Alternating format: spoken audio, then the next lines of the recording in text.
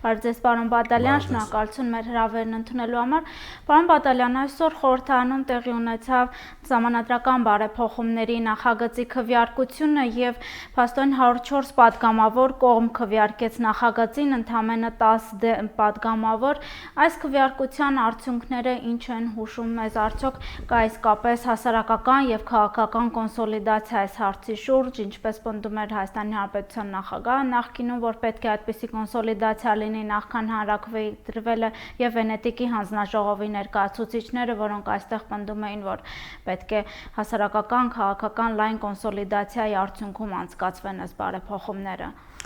Ազգային ժողովի քվեարկությունը ցույց տվեց այն, ինչ որ որոշ ժամանակ առաջ արդեն կանխատեսել էր, մասնապես քաղաքական դաշտում մնացել են 5 քաղաքական ուժ, Հանրապետական Բարգավաճ կոնգրեսը, Դաշնակցությունը եւ Ժառանգության որոշ, այսպես ասած, ակտիվ գործիչներ եւ 3-ը կողմ քվեարկեցին, ինչպես հասկանալ էր, Հանրապետականը բնականաբար պետք է կողմ քվեարկեր Բարգավաճը, որ այլևս կարելի ասել չի տարբերվում Հանրապետականից եւ ինչպես տեսել ենք, փետրվարին հայտնի իրադարձություններից հետո, երբ որ կուսակցության ղեկավարը հեռացավ կուսակցությունից, ԲՀԿ-ն ի վերջո երկար դեպքերումից հետո վերածվեց ՀՀԿ2-ի եւ Դաշնակցությունը կողմ քվեարկել, բնականաբար ստացվում է 5-ից 3-ը կողմ են եւ 2-ն էլ կոնգրեսը եւ Ժառանգության մեկ падգամավոր դեմ, այսինքն քաղաքական դաշտում 5-ից կոնսոլիդացիա, եթե 3-ը կողմ են եւ ասենք դա կոնսոլիդացիա զուտեսականորեն միգուցե ճիշտ լինի, եթե մեծամասնությունը կողմ է, բայց բնականաբար սա կոնսոլիդացիա չէ, այսինքն որ 5-ն էլ կողմ չեն, գոնե ասենք 5-ից 4-ը կողմ լինեն, բայց դա գիտեք դա արդեն իրական չէ, որտեվ 5-ից 3-ը կողմ քվեարկեցին, 2-ը դեմ քվեարկեցին եւ անցավ, այսինքն քաղաքական դաշտը բաժանվել է սև ու սպիտակների,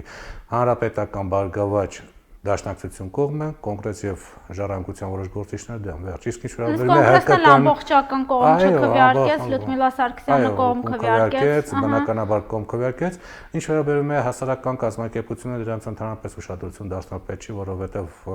յուրաքանչյուր կողմից էլ նշում են, որ իրենց կողմնակիցներ են տասնյակ հասարակական կազմակերպություններ, որոնք կողմ են, մյուսն էլ գում է, որ տասնյակ հասարակական կազմակերպություններ, որոնք դեմ են, իսկ հասարակական կազմակերպությունը վիճակը ստեմ շատ վատական կուսակցությունները, որտեղ կուսակցություններ կան, որտեղ ընդհանուր մեկ հոգի կամ ընդհանրապես մարդ չկան նույն իրավիճակներն եւ հասարակական կազմակերպությունների դաշտում, ուղղակի նրանց թվականակ ավելի շատ է, այսինքն կարող ենք ասել, որ 5-ից 3-ը կողմ են, 2-ը դեմ, ինչ որ կանխատեսել ենք, դեռ եղավ։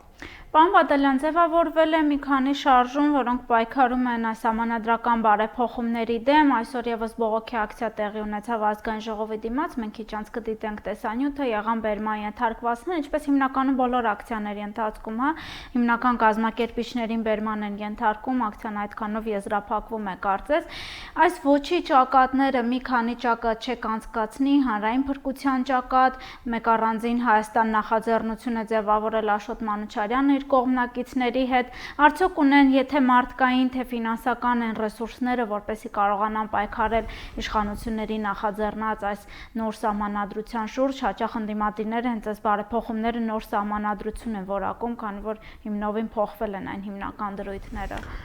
Այո, իրոք, սա նոր սահմանադրությունը, բայց դրան առանցին կդառնանք, որտեղ փիլիսոփայությունը փոխվեց ամբողջովին կառավարման համակարգին, ինչ վերաբերում է բազմաթիվ ճակատներ, ճիշտ ասած, կարևորը այն չի, թե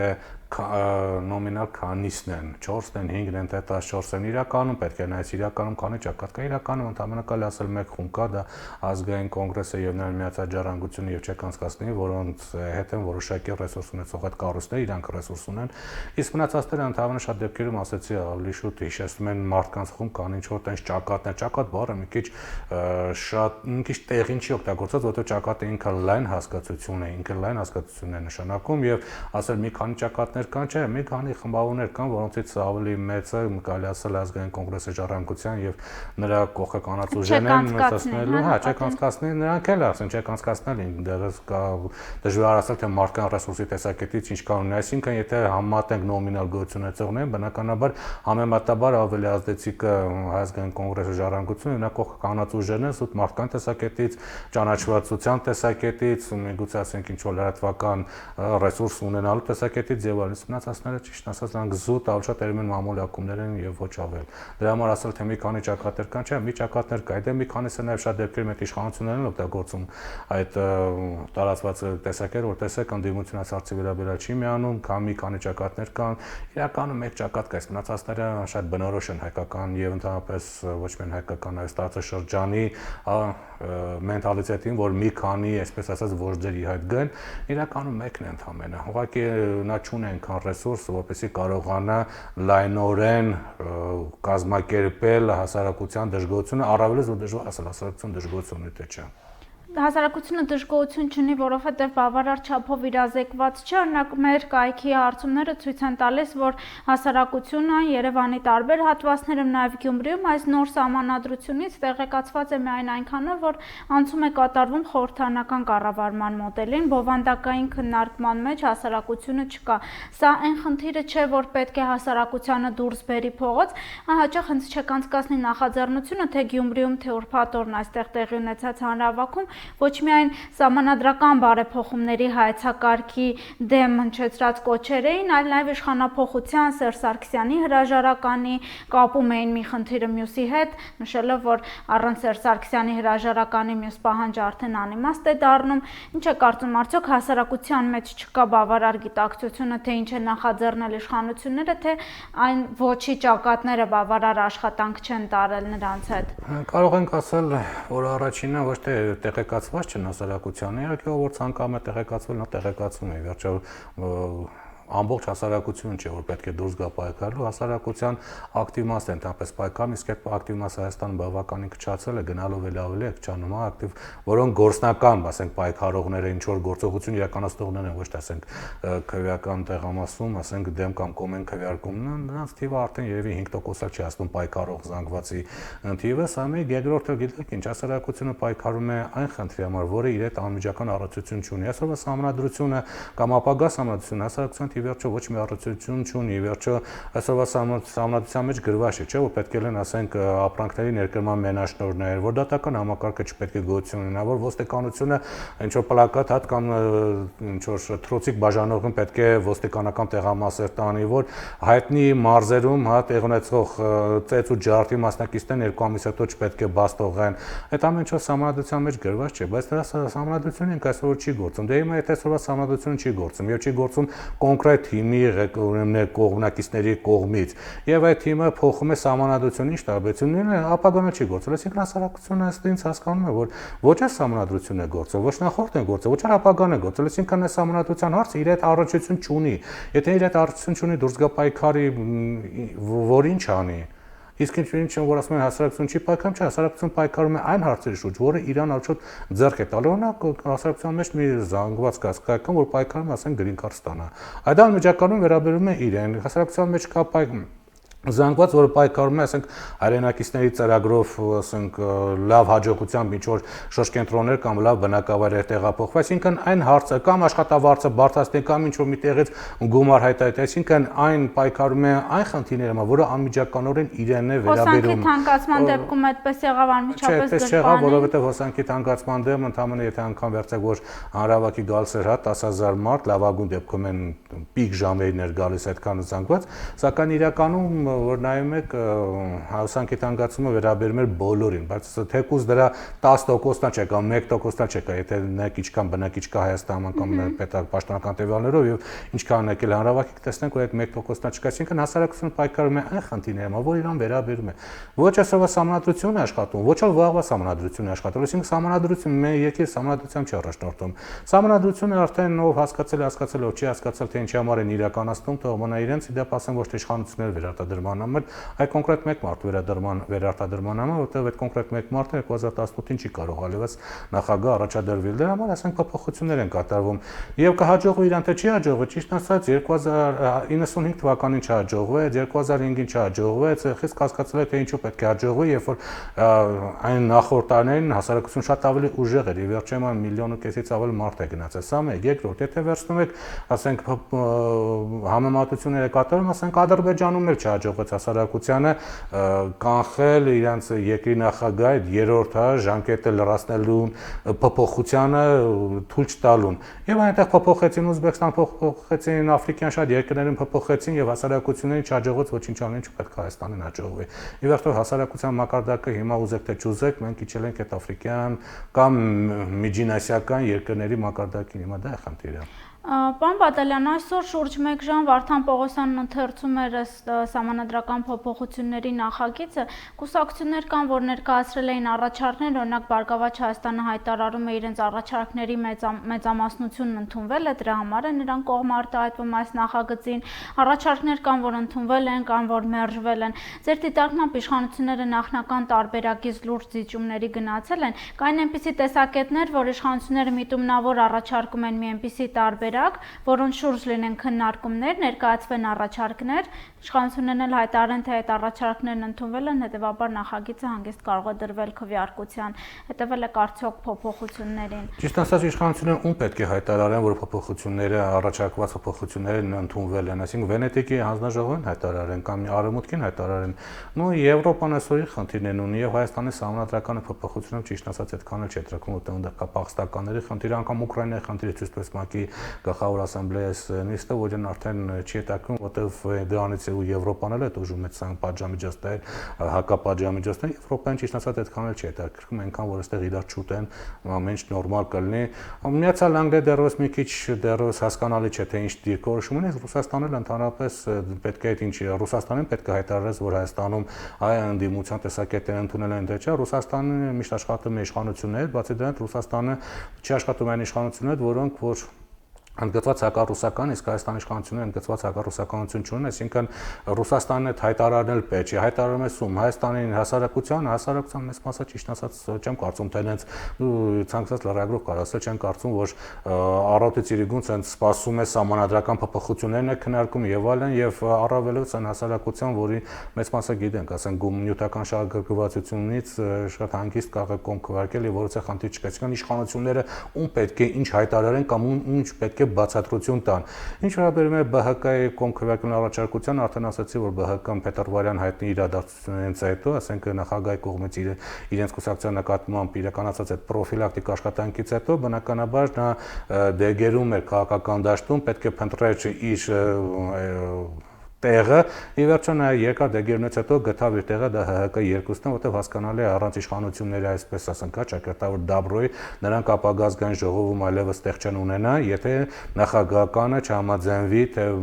որպեսզի նրանք մտնեն ազգային ժողով, դեպ ասեն, որ այդ տեղերն էլ շատ հանգիստ է ընտրությունները չի որոշվելու, որովհետև ընտրությունների ինստիտուտը Հայաստանում այլևս չի աշխատում եւ դա թողելու են այսպես ասած ապագա քննարկումների ժամանակ, թե ԲՀԿ-ին ում կթողեն մտնի պատգամավոր դառնա, ով դառնա պատգամավոր եւ այլ ցուցակնախագահականում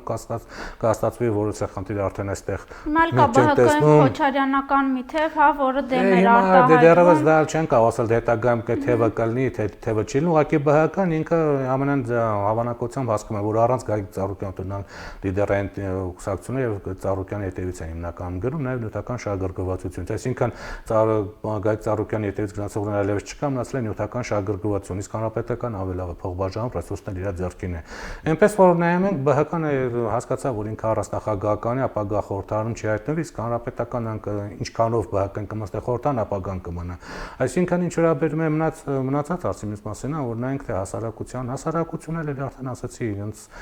փողոց դուրս գալ է իդեպ այդ արտահայտությունը իր ժամանակին պետք է ավելից եւի դուրս գա արդեն, այդ տերմինաբանությունից քաղաքական այդ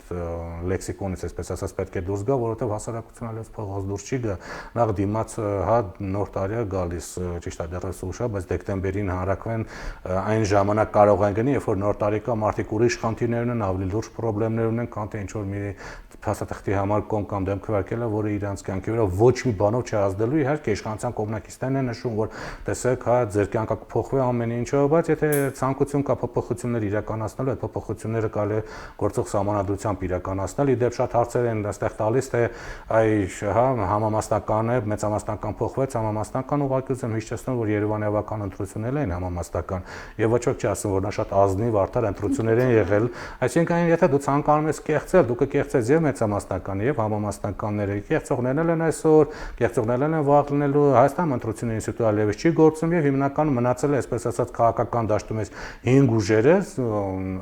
ոչ անգամ հանրապետական ուժերը, հանրապետական կուսակցությունը ուղղակի մնացել է այն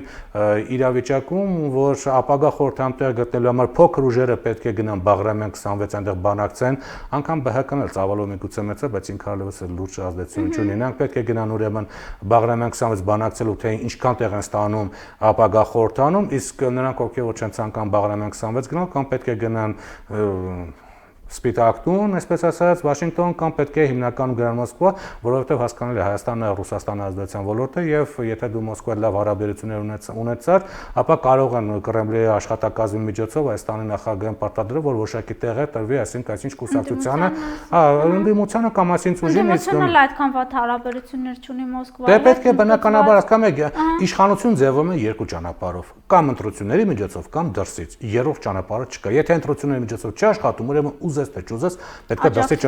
ուզես դրսից պետք է գտնես աջակցություն դրսից։ Ուրիշ ճանապարհ չկա իհարկե, պահպանելով ընտրական գործընթացի այսպես արտաքին շաղարշ, նախընտրական կամպանիա, կառուցարշավ, թռուցիկներ եւ այլն, բայց իրականում եթե ուզում ես տեղ ունես խորհրդարան, դու կամ պետք է իրոք ընտրողի ձայնի միջոցով գաս, իսկ այդ ձայնը այլևս չի աշխատում, վերջ, դրա մասին եկա ժամանակով կարելի է մոռանալ, կամ ուրեմն փոխանը պետք է դրսից գնաս, այսինքն այս համնadrական փոփոխությունները իդեպ դա ասեմ, որ ուզես թե չուզես պետք է անես, այդ դեպ նաեւ մի բանը կցանկանայի ասել, որ այս համնadrական փոփոխությունները հիմնականում նաեւ հանրապետականների ոչ խմբավորումների շահերին են հարվածում, ինչի որովհետեւ Հայաստանում կար 3 պաշտոն, այդ որ սկզբում ենք անդրադարձանք այդ հարցին, համնadrական փոփոխությունների հետ կապված, կար 3 ազդեցիկ պաշտոն, նախագահի, վարչապետի եւ ինչ չափն է ազգային ժողովի նախագահի։ Հիմա այս փիլիսոփայությամբ կառավարման համակարգը փոխում է նախագահի եւ վարչապետի, նախագահի պաշտոն դառնում է ձևական, վարչապետը բավական թույլանում է, քան այսօրվա անգամ վարչապետի պաշտոնը անգամ չվրանք, որ այսօրվա վարչապետի պաշտոնը հնարավորություն տվեց կոնկրետ քաղաքական գործիչի 90 թվական իշխանապողություն իրականացնել։ Մնում է մեկ պաշտոն, ազգային ժողովի նախագահի փաստորեն պաշտոնն է մնում եւ որոշ հանրապետականներ, որոնք որ հույս ունեն, որ 2018 թվականից հետո նրանք կարող են, նախագահ գնաց հետո քաղաքական կարիեր ունենալ, նրանց ճանապարհը փակվում է։ Իսկ Ռոբերտ Քոչարյանի ճանապարհը, եթե եզրափակենք մեր զրույցը, հաճախ այնպիսի տեսակետներ կային, որ սրանով կանխվում է երկրորդ նախագահի վերադարձը նաև մեծ քաղաքականություն, քանի որ նա համարվում էր 2018 թվականի ամենահավանական թեկնածուն, մինչ այս պահը Քոչարյանը հարցազրույցով հանդես չի եկել, նրա խոսնակն ասաց, որ առաջիկայում Քոչարյանը իր տեսակետը կհայտնի, ավելի վաղ դեմ էր արտահայտվել, գտել էր, որ անժամանակ է այժմ Հայաստանում սահմանադրական բարեփոխումների քննարկումների մեջ մտնել, ընդհանրապես փոփոխություններն իրականացնել, ինչ եք կարծում հնարավոր է նաև իշխանությունները սրա համար նախաձեռնած լինեն եւ որոնք կարող են լինել Ռոբերտ Քոչարյանի գործողություններն էս փուլում, որովհետեւ շատերի դիտարկմամբ սա նրա համար վերջին շանսը, եթե հիմա չկարողանա վերադառնալ, 18-ին ընդհանրապես կանխվում է։ Ճիշտ ասած իսկ որ որոշը որ նա 18 թվականին պետք է ինչ-որ հնարավորություն ուներ իշխանության գալու, գիտեք, ցանկությունը մի բան է, իսկ ցանկությունը իրականացում դարձնելը լրիվ ուրիշ բան է, սա մեկ, երկրորդ, նախագահի փաստորեն պաշտոնը Հայաստանում չի որոշում, եթե անգամ վարչապետին էլ կարելի ասել ինչ որ չափով կիսովի Հայաստանում որոշում, բայց նաև կա Ռուսաստանի այսպես պարտադիր պետք է գոնե նրանց դիմադրություն չլինի, նախագահի պաշտոնը միանշանակ, եթե համացություն չփոխվի 2018 թվականին որոշվել էր Մոսկվայում, եթե ինչ որ քաղաքական այլ ասենք ինչ որ ֆորս մաժորի իրավիճակներ չլինեն եւ Հայաստան չանցներ արևմուտքի ազդեցության տակ, այսինքն այսպես թե այնպես Մոսկվայում էր որոշելու։ Հիմա բնականաբար համանդրությունը փոխվեցին եւ այսուհետեւ մեկ ղեկավար է մնում Հայաստանի ազգային ժողովի նախագահն է մնում, իսկ երկրորդ նախագահն, եթե անգամ փորձի նա վերադառնալ, արդեն վերադառնալ է որպես, եթե փորձի դա որպես ասենք շարքային կուսակցության ղեկավար, որը բնականաբար պարլամենտում մեծամասնություն չի ստանալու, դա բացառվում է։ Մեկ երկրորդն էլ կցանկանան սովորական խմբակցության ինչ որ ղեկավար, ինչ որ ասենք այլ չգիտեմ, ասենք ՀՅԴ-ի կամ ԲՀԿ-ի ղեկավարի նման ղեկավար, ճիշտ ասած ես չեմ կարող ասել կցանկանա թե չէ, կասկածում եմ որ նա կցանկանալ ներ շարքային ընդդիմադին, ինչպես ինքը ժամանակին ասում էր։ Ինչ վերաբերում է հատուկ դրա համար է կատարում թե չէ, չեմ կարծում որ հատուկ մեկ մարդու ճանապարհը փակելու համար կատարվել, որովհետև ուրեմն իշխանության եթե Ռուսաստանը շատ ցանկանար որպես երկրորդ նախագահ լիներ 2018 թվականին դառնա նորից առաջի դեմք, ապա համնadrական փոփոխությունները չէր իրականացվի, այսինքն երկրորդ նախագահի գործունեությունը արդեն չափազանց մեծ է դրվում շրջանառության մեջ եւ արդեն նա անցած էտապ է։